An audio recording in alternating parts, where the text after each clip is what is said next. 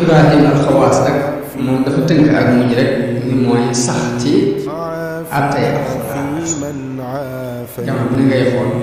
li alxuraan sunna la àttee nga de ci sax te dëgër ci loolu mooy ak muñ nag day ñaari xeet am na muñ bu ñuy tuddee sabrul kiraam am muñ boo xam ni sabrul li am lañ koy tuddee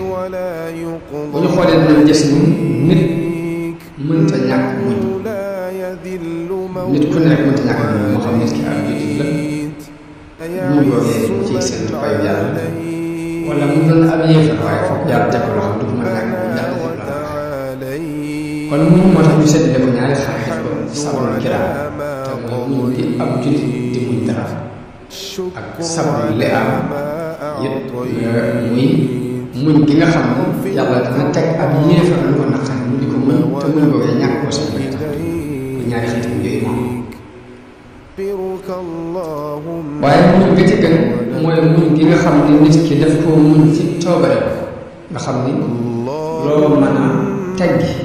ba noppi teg te mooy lu mel ni weeru koor ñëw léegi mën ngaa làqatu lekk ko léegi naa lu màndi waaye defoo nga muñ xiif boobu muñ mar boobu te yàlla tax muñu coobare boobu mooy sabrul kiraam sabrul li am nag mooy muñ gi nga xam ni ab yéefar buñ ko tegee ko naqari fexe amu ci mu bàyyee ko loolu teg moom la ñu tudd sabrul li am muy nit ci boppam moom te ñàkk benn rek muy muñ boo xam ne coobare wala muñ boo xam ni force leen ci moom suñu ko bañ kon jullit bi li ñu bëgg ci moom mooy muñ boobu nga xam ni koy coobare Abubakar Siddiq radiyallahu anhu ci jamono bi mu wératee ngir rek xam nga muñ ak ni ko saxaaba yi daan defe ñu bu daan dundee ñëw nañu ni ko ndax duñu la indil ab docteur mu xool la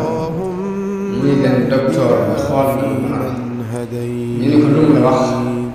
muy docteur bi li mu wax mooy li ma neex laay def inni fa'aalun limaa uriidu ñu xamee ci ni kon ak ñu rafet la ñu diggante ma borom xam ni ab dogal accident mu nangoo ko ni mu mën a accident dañ ko ne ndax duñ la indi ab docteur mu xool la mu ne docteur bi xool na mu ne ko lu mu la wax mu ne docteur bi nee li ma neex laay def fa'aalun limaa uriidu Umar ibn Xattaab daana wax ne ñun de la gën ci suñu dund ci ak muñ lañ ko gis ci muñ lañ amee li gën ci suñu dund Ali ibn Abi Talib radiyallahu anhu daan wax muñ ci ak ngëm yàlla la bokk daan wax ni muñ mi ngi mel ne bopp ci aw yaram bopp nag saa buñ ko daggee yaram war daan ni muñ ku mënta muñ amul daa yëkkati kàddu ca kaw di wax ni ku mënta muñ amul ak laa jëm naa bi ku ñu wax Suleymaan bin Xaasim daana wax ni jëf ju ne xam nañu na ak payam di toll ba mu des muñ mooy li nga xam ni bu ko sunu borom lay fay du ko nattale dafa wax ci alxuraan yi innamaa yuwaffa saabiruuna ajrahum bi xayri hisaab te mooy lii muñ dañuy fab seenu pay dañuy ko sotti te desu ko nattale loolu daanañ ci nett li xisa bu sëriñ Abdou Lahad daan wax yaakaar naa sëriñ Tuubaa da wax ni ñetti xeeti pay moom daan wax ne jaamu yàlla ak topp yàlla ak liggéeyal yàlla daal di moo war a mën di jasa ak sawaabu ak ajr daal di wax ni jaamu yàlla mooy yi yàlla farataal ci yow mooy julli juróom ak weeru koor ak natt asaka ak aj màkk ak yu demee ni ñoom loolu benn boo ci def ci mbaaxu suñu borom dana la ko fulal fay la fukk fay la fukk daal ni topp yàlla rek mooy nawaafil la ginnaaw bu farata jàll la ngay defaat ci lu baax ñu tudd topp yàlla daal di loolu ak payam mooy sawaab daal di sawaab nag mooy saw mbubb lay teg daal di koy misaal ci nit yàlla yi nga xam ne dañoo bari duñu jaamu yàlla karaama yi ñuy am ba bu ñaanee sunu borom mu nangu ko ñu dem ba mel ni ku am ab cër ci nguuru yàlla wala mooy saw daal koy misaal mi ngi mel ni jaamu ko topp ab sangam ba sang ba gërëm ko suñu boppam solal ko daal di loolu benn boo ci def mën nañ laa fay ba ci juróom-ñaar téeméer benn boo coobaree ci xeet naa fi mën nañ laa fay ba ci juróom-ñaar téeméer daal di ni ajjur nag liggéeyal yàlla dana jaamu yàlla ak topp yàlla ak liggéeyal yàlla daal di liggéeyal yàlla ni moom ci nit ñi lañ koy def te mooy jaxasoo nit ñi di leen dimbale ci seen bëgg-bëgg la lay naqari ci ñoom nga di ko mën loolu buñ ko wutaan la ca suñu borom mooy innamaa yuwaffa saabiruuna ajrahum bi xayri hisaab te mooy ñooñu bu leen defee di ko nattale day dimbale ngir ñu xam loolu tax Suleymaan ibnul Xaasim wax ni jëf du mu doon xam nañ ak ay muñ moom xameesul ak ay lu ñuy fab rek di sotti am na kenn ci nit yàlla yi koo xam ne daan fab aw këyit def ko ci poosam léegi mu génne ko xool këyit ba ña nga ci bind wasbir li hukmi rabbika fa innaka bi a'yunina ngay muñ ci àttab su borom ndax ñoo ngi lay gis Umar ibn Xattaab moom àgg na ci marché ba te daan wax cant ak muñ gi bu fekkoon dañu doon ñaari gileem yooyu wax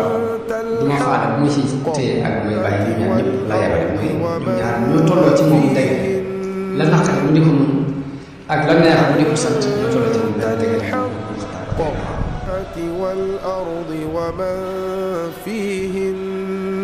am na ci nit ñu baax ñu dara moom dañ ko Cheikh ibnu Shibli moom lu ko metti bu ko mësaan dal day wax ne aw niir bu fi jaar rek la dem moom ñoom da daan gise aw niir bu fi jaar leen dem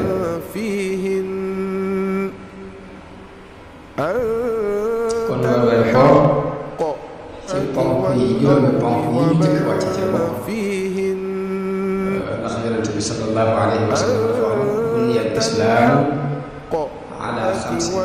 islaam ñu ko tabax ci kaw juróomi ponk kenn ba ci jëkk mooy shahaadati an la ilaha illallah wa anna muhammadan rasulullah ba ca topp mooy iqaami salaat taxawal julli ba ca topp mooy itaa'i zakaat ba ca topp mooy sawm ramadan wa hajjil bayti muy juróom kon koo wax ci juróom yi ponk yooyu la bokk te ku mënta muñit doo ko àtt kon muñ ko wuñu jëmante ñàkk damaa ragal ni li ci des mooy li jëm ci Sëriñ Tuuba ak ni mu jàppale woon weeru koor ak ni mu ci daan dox loolu ñu koy bàyyi jëme ko ci dars yi ñu jëm ci kanam tuuti di tàggu mbokk yi di leen wax asalaamaaleykum. Bonjour, chers frères et sœurs. Bienvenue sur ma chaîne YouTube Dimension Islamique Spirituelle. Là, nous explorons les miracles de la foi et apprenons à vivre la vie grâce aux enseignements et aux versets profonds du prophète. D'après le hadith, dans le verset du Coran, le prophète a dit que pour certaines raisons, je vous avais mis en garde contre le sommeil.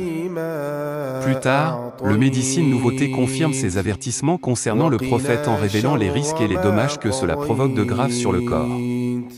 Heureusement, le prophète paix et salut sur lui propose des conseils sur la meilleure position pour dormir. L'un de ces conseils est de préférer dormir sur le côté droit. Cette position améliore la circulation sanguine et permet à plus de liquide de respirer. En effet, lorsque nous dormons, notre ventre repose sur le côté droit, ce qui facilite grandement la digestion et aide à prévenir le reflux gastrique du cœur. Le prophète, paix et bénédiction d'Allah soit sur lui, nous a demandé de dormir sur le côté droit. Cette recommandation est faite par le prophète, que la paix et la bénédiction soient sur lui, depuis des siècles et la science moderne a prouvé qu'elle présente des bienfaits pour la santé. Dormir sur le côté droit améliore le flux sanguin vers votre cœur et réduit la pression sur votre colonne vertébrale. De plus, cette position favorise la relaxation musculaire, ce qui facilite la respiration, rendant le sommeil plus calme et réparateur. Il est important de noter que ce conseil est basé sur la sagesse et la profonde compréhension du prophète trouvée ailleurs dans le Coran. Les versets suivants évoquent la voix de votre Seigneur en sagesse et les bonnes paroles de prophète de modération et de compréhension. Il est important de comprendre que ce sont les histoires d'un prophète et que sur lui repose la paix et le salut. Le Coran se complète dans la pratique de l'islam. Lors de la récitation du Coran, il est important d'apprécier la beauté et la profondeur de ces versets tout en conservant le respect et le sérieux de la parole de Dieu. Cela reflète l'attitude d'humilité et de soumission que doivent avoir les croyants. Que faut-il avoir envers Allah et son prophète? Le conseil n'est pas un interdit strict, mais plutôt une recommandation bienveillante pour améliorer notre bien-être. Outre la position de sommeil, le prophète, que la paix et la bénédiction soient sur lui, nous a également rappelé l'importance des traits de caractère tels que la gentillesse, la générosité et la bienveillance dans nos interactions avec les autres. Dans le hadith 2, il est dit que celui qui se trouvait devant ses compagnons a traversé la frontière et a attendu qu'il termine sa conversation. Verset de la sourate 156 Al-Baqarah, nous appartenons à Allah, cela signifie revenir. Cela nous rappelle, cela signifie qu'il est de notre devoir de placer notre confiance en Allah plutôt que de rechercher la satisfaction pour nous-mêmes ou pour les autres. Par conséquent, en mélangeant les paroles de paix et de salut du prophète avec les versets du Coran, nous pouvons nous améliorer. Comprenez notre foi et le enseignement de l'islam. Respectez et appréciez ces paroles de Dieu, en maintenant une humilité sincère et en reconnaissant qu'en fin de compte nous sommes des serviteurs d'Allah et que notre devoir est de le faire, d'obéir. Il est important de reconnaître l'importance de la prière au prophète. Il s'inspire des précieux enseignements du prophète et des versets du Coran et vise à apporter humilité et honnêteté à nos réponses. Que Allah nous accorde une compréhension profonde et n'oubliez pas de partager cette vidéo avec vos proches et de vous abonner à notre chaîne pour plus de contenu spirituel.